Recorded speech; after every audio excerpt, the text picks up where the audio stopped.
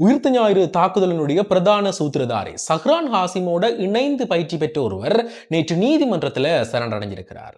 இவருக்காக மட்டுமே, இவர் வழங்கின வாக்குமூலத்துக்காக மட்டுமே நேற்று நள்ளிரவு 12 மணி மட்டும் நீதிமன்ற விசாரணைகள் இடம்பெற்றிருக்குது. இதிலிருந்து பல உண்மைகள் தெரிய வந்திருக்குது.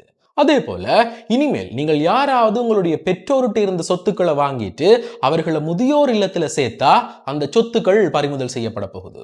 ஒரு புதிய சட்டம் கொண்டு வரப்பட போகுது. அதற்கான சகல தகவல்களுமே இன்றைக்கு வெளியாக இருக்குது. அது மட்டும் இல்லாம துஷ்பிரயோக குற்றச்சாட்டுகளுக்குள்ள ஒரு புத்த பிக்குவுக்கு 24 ஆண்டு கால கடூழிய சிறை தண்டனையும் விதிக்கப்பட்டிருக்குது. ஆக இவையெல்லாம் என்ன பற்றியும் மேலும் பல முக்கியமான தகவல்களை பற்றியும் தான் இந்த காணொலியில விளக்கமா பார்க்க போறோம்.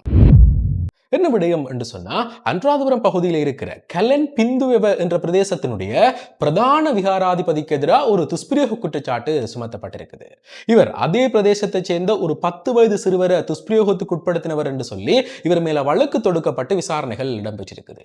இதுல இந்த பிரதான விகாராதிபதிக்கு எதிராக சகல சாட்சிகளுமே இருக்குது. ஒரு கண்கண்ட சாட்சி உட்பட சகல சாட்சிகளுமே இருக்குது என்ற அடிப்படையில நேற்றைய தினம் அவருக்கு 24 ஆண்டு கால கடூழிய சிறை தண்டனைகள் விதித்து தீர்ப்பளிக்கப்பட்டது. அது மட்டும் இல்லாம பாதிக்கப்பட்ட தரப்புக்கு 5 லட்சம் ரூபாய் பணம் வழங்கணும் என்று சொல்லியும், ஒருவேளை அந்த பணம் வழங்காத பட்சத்தில் மேலதிகமாக 2 ஆண்டுகள் சிறை தண்டனையும் விதிக்கப்பட்டிருக்குது. இப்படி இருக்கேதான் இலங்கையில ஒரு புதிய சட்டம் கொண்டு வரப்பட போகுது. அதாவது உங்களுடைய பெற்றோர்கிட்ட இருந்து உங்களுக்கு வழங்கப்படுகிற சொத்துக்கள் மீள அரசுடைமையாக்கப்பட போகுது. இந்த சட்டம் என்னன்னு சொல்றதுக்கு முதல் இது ஏன் கொண்டு வரப்படுகிறது என்று சொல்றேன். அண்மையில நீங்கள் எல்லாருமே ஒரு செய்தி பார்த்திருப்பீங்கள். ஒரு முதியோர் இல்லத்துல தீ விபத்து ஏற்பட்டு 13 முதியவர்கள் உயிரிழந்திருக்கக்கூடிய விவகாரம். அங்க என்ன நடந்தது என்று சொன்னா, இந்த முதியோர் இல்லத்துல ஆண்களுக்கும் பெண்களுக்கும் என்று சொல்லி 2 தனியான பிரிவுகள் இருக்குதான். இதை முழுமையாக பராமரிக்கிற பொறுப்பு ஒரு தம்பதிகளுக்கு, அதாவது ஒரு கணவன் மனைவிக்கு தான் வழங்கப்பட்டிருக்குது. இவர்கள் அங்கே என்ன செய்திருக்கிறார்கள் என்று சொன்னா, தங்களுடைய வேலை சுமைகளை குறைக்கிறதுக்காக இந்த முதியவர்களை அவர்களுடைய அறைக்குள்ள விட்டு அதை வெளிப்பக்கமாக பூட்டியிருக்கிறார்கள். இது ஒரு வளமையான செயற்பாடாக அங்க செய்யப்படுறதாம். கிட்டத்தட்ட ஒரு சிறைச்சாலைகளை போல. அவர்கள் நெச்சா வெளியே வர முடியாது. இவர்களா போய் திறந்தா தான் அந்த அறைகளை விட்டு முதியவர்களால வெளியில வர முடியும். அது மட்டும் இல்லாம அங்க இருக்கக்கூடிய 2 முதியவர்களை அந்த கட்டிலோட சேர்த்து பிணைத்து வைத்ததாகவும் சொல்லப்பட்டிருக்குது. இப்படி இருக்கேங்க கடந்த வெள்ளிக்கிழமை வழமை போல இந்த முதியவர்கள் அறைக்குள்ள விட்டு அறைய வெளிப்பக்கமாக பூட்டி போட்டு இந்த 2 பேருமே முதியோர் இல்லத்தை விட்டு வெளியேறி இருக்கிறார்கள். இதற்கு பிறகு கொஞ்ச நேரத்தில் ஆண்கள் பகுதியில் இருக்கக்கூடிய மெத்தைகளுக்குள்ள இருந்து தீப்பிடிக்க தொடங்கி இருக்குது. மின் ஒழுக்குத்தான் இதற்கு பிரதான காரணம் என்று சொல்லப்படுகிறது. அந்த தீ மெத்தைகள்ல பரவினபடியா மிக வேகமாக அந்த தீ பரவ தொடங்கி இருக்குது. இதை அவதானிச்சு போட்டு சகல முதியவர்களுமே அந்த அறைகள்ல இருந்து வெளியேற முற்பட்டிருக்கிறார்கள். ஆனா அறைகள் எல்லாமே வெளிப்பக்கத்தால பூட்டியிருந்தபடியா அவர்களால வெளியேற முடியல. பல தடவைகள் முயற்சி செய்து முடியாத பட்சத்துல அவர்கள் எல்லோருமே கத்தி குளற சத்தங்களை கேட்டு போட்டு அங்க இருக்கக்கூடிய ஊர் மக்கள் அந்த முதியோர் இல்லத்துக்கு வந்து பார்க்கும்போது மிகப்பெரிய தீயங்க ஏற்பட்டிருந்ததாம். இதன்படி அந்த இடத்துக்கு போயிருக்கக்கூடிய ஒரு நபரிட்ட நாங்கள் விசாரிக்கும் போது அவர் என்ன சொல்லியிருந்தவர் என்று சொன்னா, அந்த முதியோர் இல்லத்துல உள் அறைகள் மட்டும் பூட்டப்பட்டிருக்கையில வெளியினுடைய பிரதான வாயிலும் பூட்டப்பட்டிருந்தது. மிக அதிகமான தீ இருந்தது. வாயிலும் பூட்டப்பட்டிருந்தபடியா அதை உடைச்சு உள்ளுக்கு போறதுக்கு எங்களுக்கு அதிகமான நேரம் எடுத்துக்கொண்டது. நாங்கள் உள்ளுக்கு போய் கொஞ்சம் கொஞ்சமாக அறை கதவுகளை திறந்து பல பேரை காப்பாற்றி இருந்தாங்க. இருந்தாலும் அங்க 13 பேர் உயிரிழந்துட்டோம் என்று சொல்லி அந்த நபர் சொல்லியிருந்தார். ஒருவேளை அந்த அறை கதவுகள் வெளிப்பக்கமாக பூட்டப்படாம இருந்திருந்தா ஒரு உயிரிழப்பு கூட நிகழ்ந்திருக்காதாம். இதுல துர்ப்பாக்கியமான விடயம் என்னன்னு சொன்னா, அந்த கட்டிலோட பிணைக்கப்பட்டிருந்த 2 முதியவர்களும் அதே இடத்திலேயே தீயில பலியாகி இருக்கிறார்கள். ஒரு மிகப்பெரிய சம்பவம் பதிவாகி இருக்குது. இருந்தாலும் அந்த பராமரிப்பு பணியில் ஈடுபட்ட 2 பேருமே அந்த இடத்தை விட்டு தப்பி ஓடி இருக்கிறார்கள்.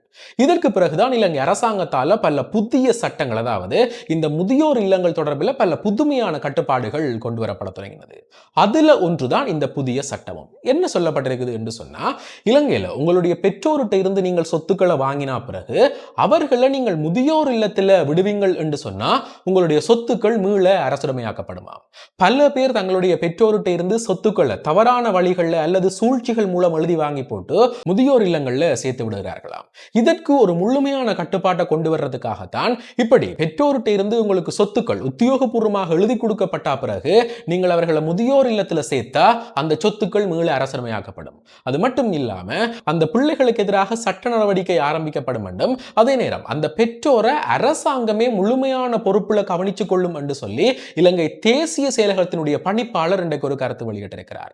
இதனுடைய சகல நடவடிக்கைகளுமே இப்ப பூர்த்தியாகி சட்ட வரைவுக்காக இந்த விடயங்கள் அனுப்பி வைக்கப்பட்டிருக்கிறதாகவும் மிக கூடிய விரைவில் இந்த புதிய சட்டம் நடைமுறையாகும் என்று சொல்லப்பட்டிருக்குது.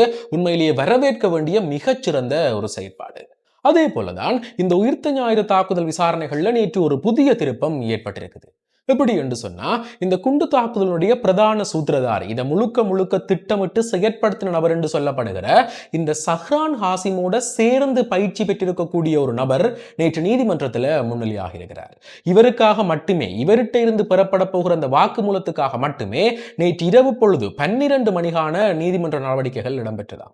இதுல இருந்து என்ன வெளியில வந்திருக்குது என்று சொன்னா, இந்த குண்டு தாக்குதலுக்கான பயிற்சி பட்டறைகள் எல்லாமே எங்க நடைபெற்றது, எங்க வைத்து இந்த ஆயுத பயிற்சிகள் எல்லாமே பெற்றது, அதுல யார் யார் கலந்து கொண்டது என்று சொல்லி இந்த முக்கியமான விடயத்தை வெளியில விட்டிருக்கிறாராம். இது ஒரு மிகப்பெரிய பொருளாக மாறி இருக்குது. என்று சொன்னா, இந்த சஹ்ரான் ஹாசிமுடைய பயிற்சி முகாமுள்ள கலந்து கொண்ட 200க்கும் மேற்பட்ட நபர்கள் இப்ப இலங்கையில் இருக்கிறதாக சொல்லப்படுகிறது.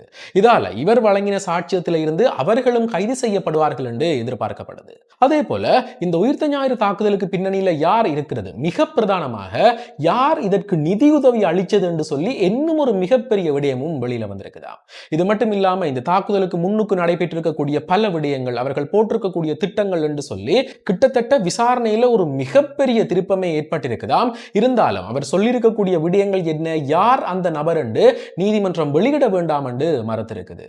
அவருடைய உயிருக்கு அச்சுறுத்தல் இருக்குது, இவர் ஒரு மிக முக்கியமான சாட்சியாக கருதப்படுறார், அவருக்கு உயர் அடுக்கு பாதுகாப்புகள் வழங்கப்பட்டு ஒரு பிரத்யேகமான இடத்துல இப்ப தங்க வைக்கப்பட்டிருக்கிறார்.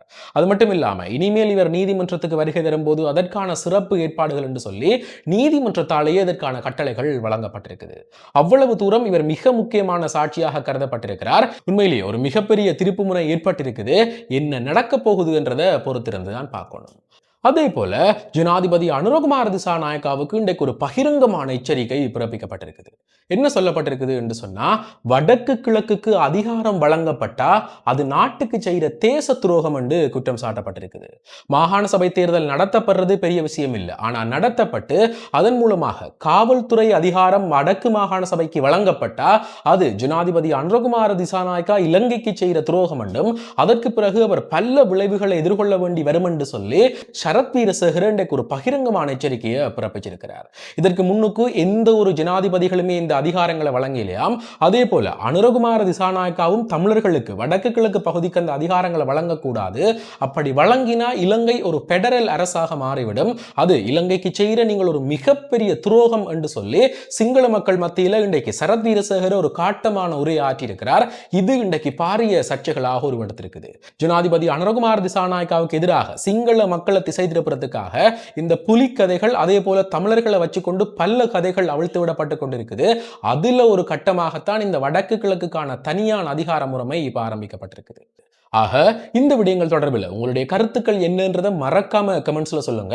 இதே போல மேலும் ஒரு முக்கியமான பிரயோசனமான தகவலோட இன்னும் ஒரு காலைல சந்திக்கிறேன். நன்றி.